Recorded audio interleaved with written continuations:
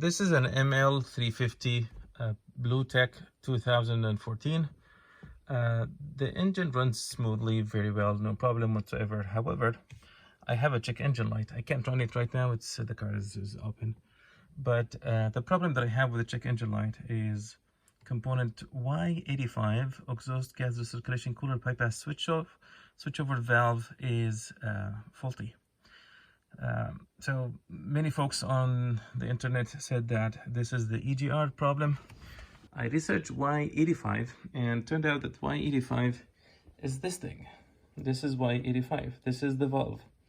So the valve is connected to, this is the solenoid. This is the that opens air in and out, and this is the solenoid. This is the valve itself that goes up and down.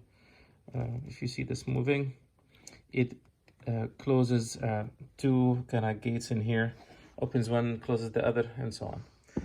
There is a sensor located right here, this one. This is the sensor, and this sensor was not reading because this thing here was not moving at all. It was not budging. As you see, I tried to clean it. I cracked it on the side, nothing too important. But now this is like, I took it off, all this thing here, I took it off, cleaned it out. It was a lot of buildup, and it was jammed for some reason. It was not moving. I synced it in thinner. So I have this kind of container. I soaked it in thinner for like an hour. Took it off. It was clean as it could be.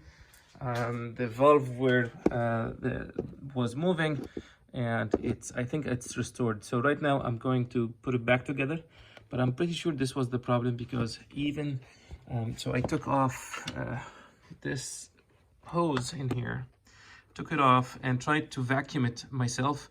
It was not budging, not at all. Now I can vacuum it easily, and this could go down just like it should be. So I'm not sure if I can take it out. Oh, here we go. So just hold on a second, I'll take this hose, put it in.